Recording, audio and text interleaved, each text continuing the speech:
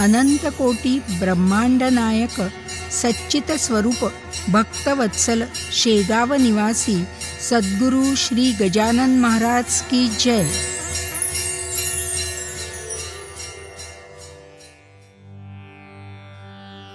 अध्याय 13वा प्रारंभ. श्री गणेशाय नमहा. हे संत वरदा श्रीधरा, हे दयेच्या सागरा, हे गोप गोपी प्रियकरा, तमाल नीला पावहरी. तुझे ईशत्व पाहण्याकरिता जेव्हा झाला विधाता, गाई वासरे चोरिता यमुना तटी गोकुळात, तेव्हा तू निजलीले करून गाई वासरे होऊन ब्रह्मदेवा कारण आपले ईशत्व दाविले. दुष्ट ऐशा कालियाला यमुने माझी तुडवून भला, रमणक द्वीपा धाडीला गोप निर्भय करण्यास, तेवी माझ्या दुर्दैवा तुडवनिया वासुदेवा, दासगणू हा करावा निर्भय सर्व बाजूंनी. मी अजाण भक्त तुझा हरी, परी देवा कृपा करी, मी आहे अनधिकारी योग्य न तुझ्या कृपेस. ऐसे जरी आहे सत्य, परी नको पाहूस अंत, माझी चिंता वार त्वरित अपुल्या कृपा कटाक्षी. आता श्रोते सावधान, बंकट हरी लक्ष्मण, विठू जयदेवादी मिळून गेले वर्गणी जमवावया. भाविकांनी वर्गणी दिली, कुत्सितांनी कुटाळी केली, वर्गणीची काहो पडली जरूर तुमच्या साधुस्तव. गजानन म्हणता महासंत, जे न घडे ते घडवित, मग त्यांच्या मठाप्रत वर्गणीही कशाला. कुबेर त्यांचा भांडारी, मग कशास फिरता दारोदारी. चिठ्ठी कुबेराच्या वरी, करा म्हणजे काम झाले. ऐसे ऐकता भाषण जगदेव बोलला हसोन, या भिक्षेचे कारण आहे तुमच्या बऱ्यासाठी. श्री गजाननासाठी नको बांधणे मठमठी, त्या अवघ्या आटाआटी तुमचे कल्याण व्हावयास. स्वामी गजाननाचा त्रैलोक्य हाची मठसाचा, अवघी वने हा बगीचा पलंग ज्यांचा मेदिनी. अष्टसिद्धी दासी परी राबताती ज्याच्या घरी, तो न तुमची पर्वा करी त्याचे वैभव निराळे. सविता सूर्यनारायण त्यासी दीप कोठून, प्रकाश देऊ शकेल जाण प्रतिकार करण्या तमाचा. तो मुळीच प्रकाशमयी, त्याला दीपाचे काज नाही, हलकारा तो कोठीन होई सार्वभौमा भूषविता. इच्छा ऐहिक वैभवाची असते मानवाप्रतिसाची, ती आहे व्हावयाची पूर्ण या पुण्यकृत्याने.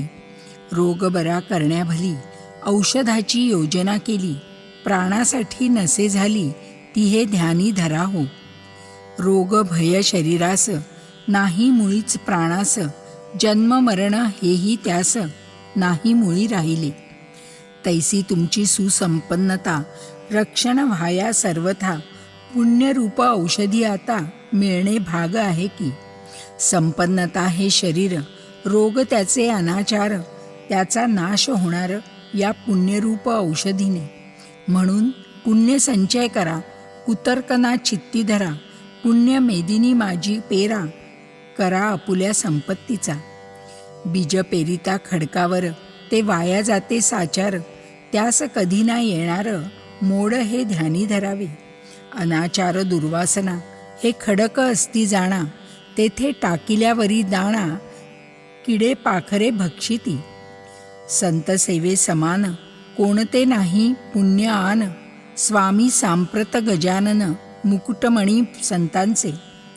संत कार्यास काही देता अगणित होते सर्वथा, एक दाणा टाकिता मेदिनी माझी कणीस होते. त्या कणसास दाणे येती, एकाचेच बहु होती, तीच पुण्याची आहे स्थिती, हे बुध हो विसरू नका. ऐसे बोलता साचार, कुटाळ झाले निरुत्तर, खरे तत्व असल्यावर कुंठित गती तर्काची. नेता असल्या वजनदार, वर्गणी ती जमे फार, शुल्लकाच्याने न होणार कार्य कधी वर्गणीचे. असो मिळाल्या जागेवरी, कोट बांधिला सत्वरी, झटू लागले गावकरी मग वाण कशाची. बांधकाम कोटाचे चालता शेगावी साचे, दगड चुना रेतीचे सामान गाड्या वाहती. त्यावेळी समर्थस्वारी होती जुन्या मठावरी, त्यांनी विचार अंतरी ऐशा रीती केला हो. आपण तिथे बसल्याविण काम न चाले झपाट्याने, म्हणून कौतुक समर्थाने केले कसे ते परियेसा. एका रेतीच्या गाडीवरी समर्थांची बसली स्वारी, तो गाडीवान झाला दुरी महार होता म्हणून. तई महाराज वदले तयास, कारे खाली उतरलास.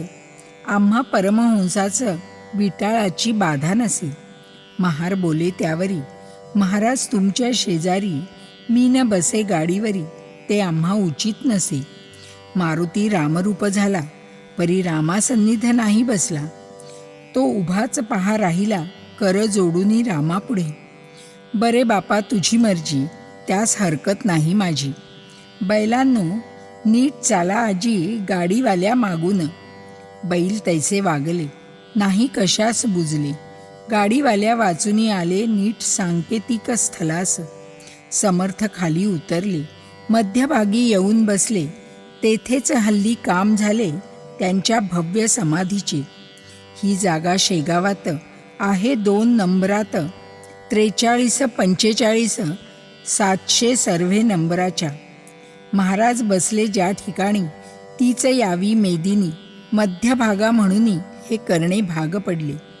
त्या 2 नंबरातून जागा थोडी घेऊन साधिला तो मध्य जाण, ऐसे चतुर कारभारी. 1 एकराचा हुकूम झाला, परी बांधकामाच्या वेळेला समाधी मध्य साधण्याला जागा थोडी पडली कमी. त्यासाठी म्हणून 11 गुंठे जास्त जाण जमीन ती घेऊनी बांधकाम चालविले. पुढाऱ्यांच्या होते मनी वचन दिले अधिकाऱ्यांनी, आणि 1 एकर तुम्हा लागूनी काम पाहून जागा देऊ.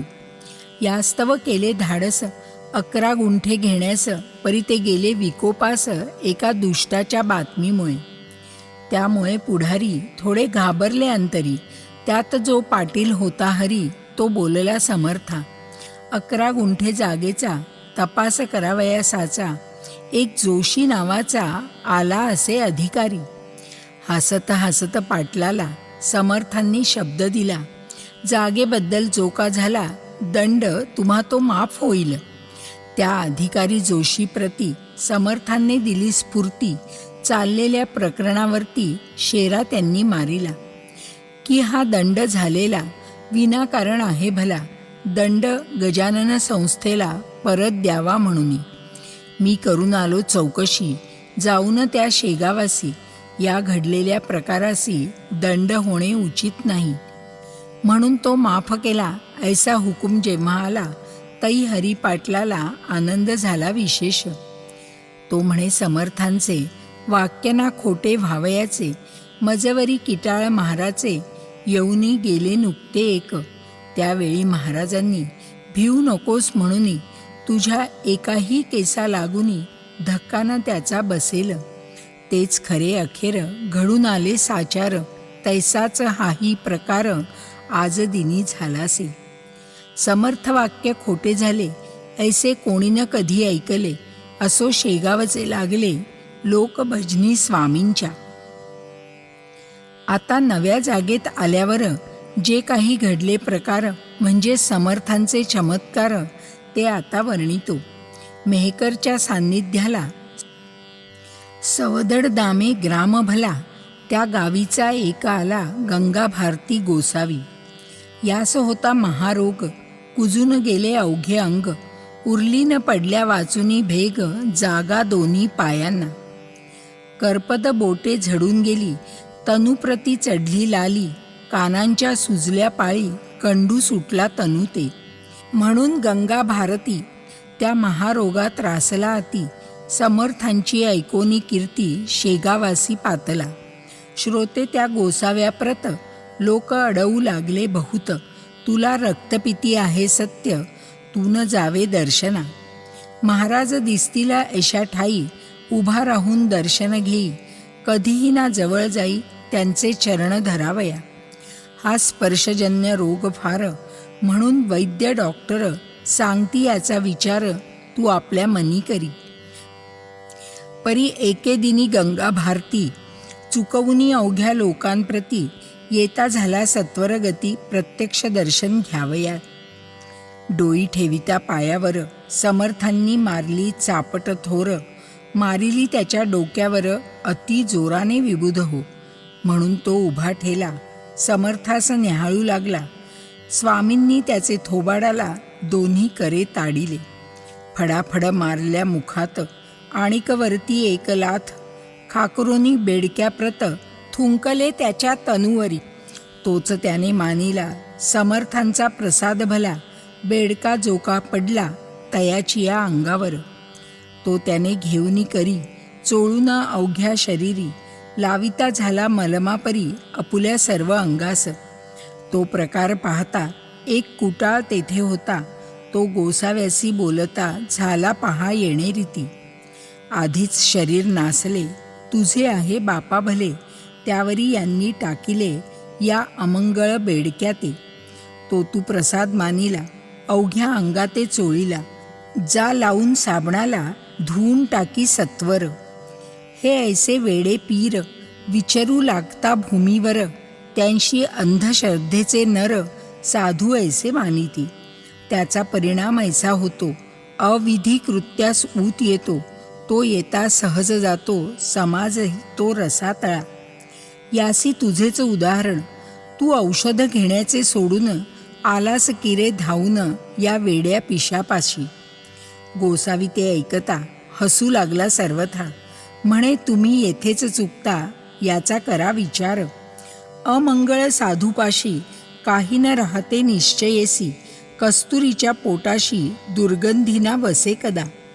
तुम्हा दिसला बेडका तो हा प्रत्यक्ष मलम देखा, कस्तुरीच्या सारखा सुवास येतो या लागी.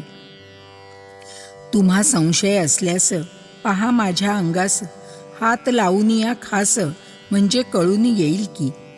त्यात थुंक्याचे नाव नाही, अवघी औषधी आहे पाही. मी तुका वेडा नाही, बेडक्यास मलम मानणारा. तुझा त्याशी संबंध नव्हता म्हणून बेडका दिसला तत्वता. समर्थांची योग्यता त्वान मुळी जाणिली, त्याचे पाहण्या प्रत्यंतर चाल जाऊ एकवार. स्नान केलेल्या जागेवर आता वेळ करू नको.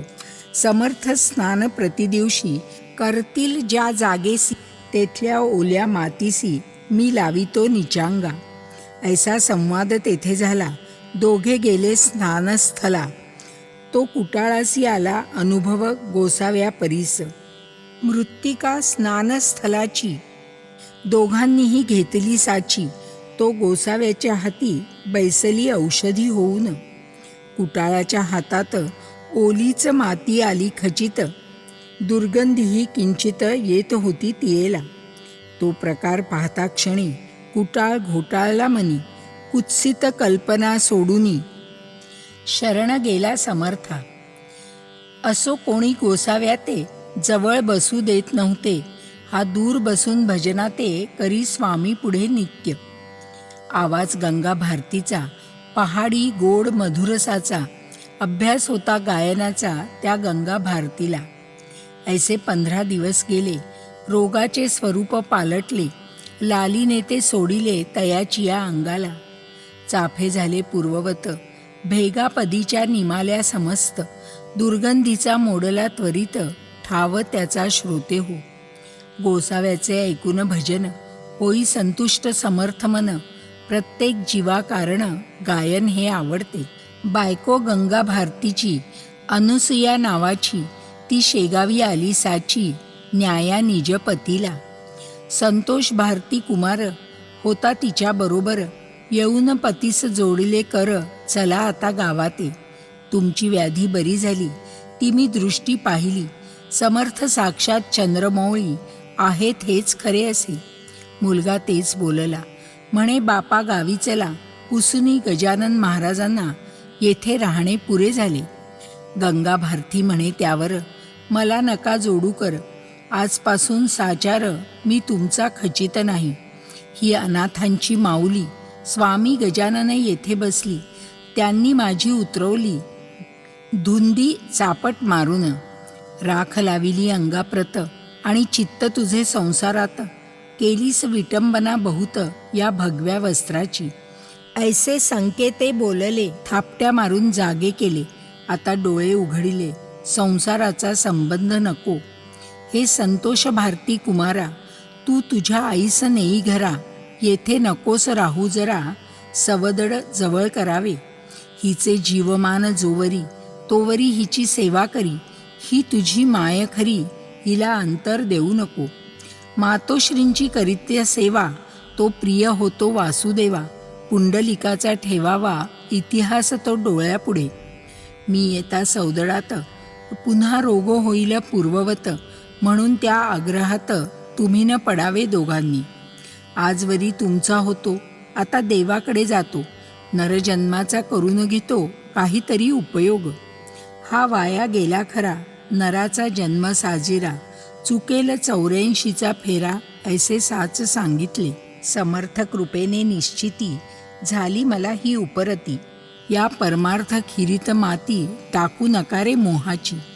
ऐसे सांगून कुटुंबाला, मुलासह सौदडाला. दिले धाडून राहिला, आपण तसाच शेगावी. पदपदांतरे समर्थांची, आवडीने म्हणावी साची. त्यास कला गायनाची, येत होती विबुध हो. प्रत्यहितो अस्तमाना, एकतारा घेऊनी जाणा. समर्थाच्या सान्निध्याला बसून भजन करीत असे. ऐकून त्याचे भजन, इतरांचेही हर्षे मन. वस्तू अशीच आहे गान, रंजविणारी सर्वाते. हा गंगा भारती बरा झाला, रोगाचा पत्ता मोडला. मलकापुरास पुढे गेला गजाननाच्या आज्ञेने. असो एकदा पौषमासी, झामसिंग आला शेगावासी. बोलता झाला समर्थासी, माझ्या गावास चला हो. मम भाच्याच्या गृहाला, अडगावी नेण्याला. मी आलो होतो आपणाला, तई अपुला करार. ऐसा होता समर्था, मी नाही येता आता. नका करू आग्रह वृथा, पुढे मागे येईन. त्याला दिवस झाले बहुत, आता चला मुंडगावात. मी आहे अपुला भक्त, माझी इच्छा पूर्ण करा. मुंडगावात माझे घरी, काही दिवस राहा तरी. मी अवघी करून तयारी, न्याया आलो आपणा. झामसिंगाबरोबर मुंडगावी आले साधूवर. दर्शना लोटले नारी नर, तो न आनंद वर्णवे. झामसिंगाने भंडारा घातीला असे थोर खरा. मुंडगाव झाले गोदातीरा, दुसरे की हो पैठण. पैठणा माझी एकनाथ, मुंडगावी संत गजानन. भजनी दिंड्या अमित, आल्या भजन करावया. आचारी लागले स्वयंपाका, अर्धा स्वयंपाक झाला निका. तई महाराज बोलले देखा, ऐसे झामसिंगासी. झामसिंगा, आज चतुर्दशी, मुळीच आहे रिक्त तिथी. भोजनाच्या पंक्ती पौर्णिमेला होऊ दे. झामसिंग बोललात यावर, स्वयंपाक झाला तयार. लोक जमले आहेत फार, अपुला प्रसाद घ्यावया. स्वामींनी केले बोलणे, तुझे व्यवहार दृष्टीने योग्य परीन हे माने त्या जगदीश्वराला. झामसिंगा, हे अन्न न येईल उपयोगा कारण. तुम्हा प्रापंचिका लागून आपलेच व्हावे वाटते. पंक्ती बसल्या भोजना, तो एकाएकी आकाश जाणा. भरून आले गर्जना, होऊ लागली मेघांची. चमके वीज माथ्यावरी, झंझावात सुटला भारी. कडकडाती कांतारी, लागली झाडे मोडावया. घटकेत पाणी पाणी झाले, अन्न अवघे वाया गेले. मग झामसिंगाने विनविले, महाराजास येणे रीती. आता महाराज उद्या तरी, मुळीनं व्हावे आजच्या परी. हिरमुष्टी होऊनी बसली खरी, अवघी मंडळी गुरुराया. निवारा या पर्जन्याला, हा नव्हे पावसाळा. अंगतुका आला बेटा, आमचा नाश करावया. आता पाऊस पडेल तरी शेतीचे होईल. वाटोळे ते पहा सकळ, मग म्हणतील लोक ऐसे. झामसिंगे केले पुण्य, हा भंडारा घालून. ते भोले आम्हा लागून, वा खूप तऱ्हा पुण्याची. तई महाराज म्हणाले, झामसिंगा, ऐसा संचित होसी कागा. तुला न उद्या देईल दगा, हा पर्जन्य कधीही. आत्ताच मी वारितो त्यासी, ऐसे बोलून आकाशासी. पाहू लागले पुण्यराशी, तो आभाळ फाकली. मेघ क्षणात निघून गेले, सर्व ठाई ऊन पडले. हे एका क्षणात झाले, अगाध सत्य आवश्यकता संतांची. दुसरे दिवशी पौर्णिमेला थोर भंडारा पुन्हा झाला. तो नियम चालला अजून त्या मुंडगावी. झामसिंगाने आपुली इस्टेट सर्व अर्पण केली. महाराजांचे चरणी भली त्या मुंडगाव ग्रामात. लोक त्या मुंडगावात समर्थांचे झाले भक्त. पुंडलिक भोकरे म्हणून त्यात एक जवान पोऱ्या असे. हा उकिरड्या नामक कुंड्याचा पुत्र एकुलता एक असाचा. भक्त झाला महाराजांचा ऐन तारुण्या माझारी. हे उकिरडा नाम वराडात पोर नसल्या वाचत. लोक नवसे ठेवितात ऐसा प्रगाध त्या प्रांती. ते पेटय्या तेलंगणात केरपुंजा महाराष्ट्रात. तैसा उकिरडा वराडात नाव ठेविती बालकाचे. हा पुंडलिक वद्य पक्षासी करावया वारीसी. येत नियमे शेगावासी घ्याया दर्शन समर्थांचे. जैसे का ते वारकरी वद्य पक्षा माझारी. जाती इंद्रायणीचे तिरी देहू आळंदी गावाला. तैसाचा हा वराडात वारी वद्य पक्षात. करी येऊन शेगावात परम भाव भक्तीने. असो एकदा वराडात रोगग्रांथिक सन्निपात. बळावला अत्यंत गाव बाहेर पडले की. या तापात ऐसे होते. प्रथमतः थंडी वाजते. अंग ज्वराने तप्त होते. डोळे होती लाल बहु. आणि कोठेतरी सांध्यावर ग्रंथी उठे सत्वर. ती होता करी जोर वात तिच्या मागुनी. मग रोगी बरळतसे. शुद्धी न काही राहतसे. तलखी अंगाची होत असे. बेशुद्ध होई क्षणाक्षणा. पूर्वी हा रोग विपरीत नव्हता भारतखंडात. त्याचा वास युरोपात होता मोठ्या प्रमाणी. ती साथ इकडे आली. गावोगाव पसरली. त्याच्या प्रतिकारा सोडून दिली लोकांनी ती घरेदारे. त्या दुर्धर साथीची स्वारी आली पहा मुंडगावावरी. तो पुंडलिकाची आली वारी शेगावास निघाला. कसकस त्याला घरी चाली. परी ती त्याने चोरिली. शेगावची वाट धरली अपुल्या पित्या समवेत. येता 5 कोसांवर शरीरासी भरला ज्वर. एक पाऊल भूमीवर तयाच्याने टाकवेना. गाठ उठली बगलेत. हैराण झाला रस्त्यात. ऐसे पाहुनी पुसे तात. कारे पुंडलिका ऐसे करीसी. पुंडलिक म्हणे बापाला. बाबा म्हशी ताप आला. गोळा एक काखेला उठला आहे येदवा. शक्ती सारी क्षीण झाली. आता म्हशीन चालवे मुळी. काय करू ही राहिली वारी हाय रे दुर्दैवा. हे स्वामी दयाघना वारीस खंड पाडीना. दाव तुझ्या दिव्य चरणा भक्तवत्सला कृपानिधी. वारी सांग झाल्यावर मग येऊ दे खुशाल ज्वर. जरी सांडले शरीर तरी न परवा त्याची मला. माझा पुण्य ठेवा हीच वारी. ती रक्षण आता करी. ही साथ झाली वैरी नाश तिचा करावया ते. शरीर सामर्थ्य जोवर परमार्थ घडे तोवर. बापही झाला चिंतातूर. ती मुलाची पाहून स्थिती. तोही रडू लागला. हा एकुलता एक पुत्र मला. देवान दिवा नेई भला हा माझ्या वंशाचा. उकिरडा म्हणे पुत्रास गाडी घोडे बसावयास. आणू काया समयास तुला बाळा बसावया. पुंडलिक वदे तयावरी झाली पाहिजे पायीच वारी. उठत बसत कसे तरी जाऊ चला शेगावा. मध्येच मृत्यू आल्यास शवतरीने शेगावास. नको करू शोकास हेच आता सांगणे. बसत उठत पुंडलिक आला. अति कष्टे शेगावाला. पाहून स्वामी समर्थाला घातले त्याने दंडवत. तो समर्थांनी माव केली. एका हाताने दाबिली. काख त्यांनीच अपुली अति जोर करोनिया. आणि केले मधुरोत्तर. पुंडलिका तुझे गडांतर. टळले आता तिळभर चिंता त्याची करू नको. तैसे महाराज वदता क्षणी पुंडलिकाची गाठ जाणी. गेली जागच्या जागी जिरोनी. ताप तोही उतरला. कंप अशक्ततेने राहिला देहा कारणे. करी पुंडलिकाच्या मातेने आणिला नैवेद्य वाढूनी. घास त्या नैवेद्याचे समर्थे घेता 2 साचे. कापरे ते पुंडलिकाचे गेले बंद होवोनिया. पुंडलिक झाला पूर्ववत, अशक्तता राहिली किंचित. हे गुरुभक्तीचे फळ सत्य, उघडा डोळे अंधांनो. गुरु योग्य असल्यावरी वाया न जाई सेवा खरी. कामधेनू असल्या घरी कान इच्छा पुरतील. सांग करून वारीला पुंडलिक गेला मुंड गावाला. हे जो चरित्र वाची भला त्याचे टळेल गडांतर. संत चरित्र ना कहाणी अनुभवाची खाण जाणी. मात्र अविश्वास मनी संत कथेचा न यावा हो.